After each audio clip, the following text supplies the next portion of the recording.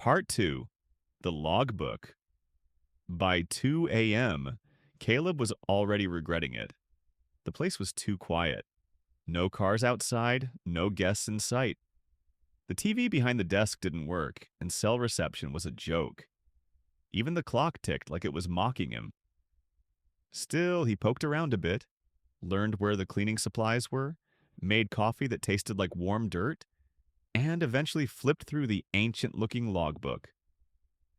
It went back decades. Names, dates, room numbers, all handwritten in neat, looping cursive.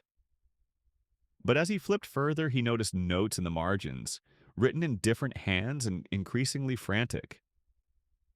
Heard knocking from 6 at 3:12 a.m. Room is empty. Guest in 3 says they saw someone staring from 6's window. Lights are off in that room. Do not engage if you hear whistling. Whistling? He slammed the book shut. It was just some weird tradition. Pranks from bored night clerks, urban legend stuff. At 3:14 a.m. he heard it. 3 soft knocks. Room 6. He didn't move at first, convinced his brain was playing games. But then he stood, slowly walked toward the hallway, and listened again.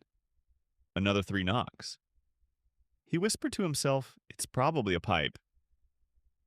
Old buildings do that. He never mentioned it to Ansel. Part 3. Whistling. The next night was worse. Caleb arrived to find a woman checking out early. She looked pale and jittery like she hadn't slept.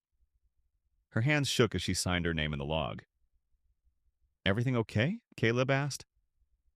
She hesitated, then mumbled, someone stood outside my room. For hours, just standing there.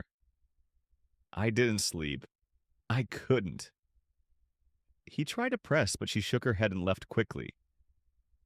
Only one other room was occupied that night. Room 4. The man inside never came out. Caleb only knew he was there because his key was missing, and a faint light glowed under the door. At 3:06 a.m., Caleb heard the whistling. It was faint, tuneless, coming from somewhere down the hall. Not a song, just random notes.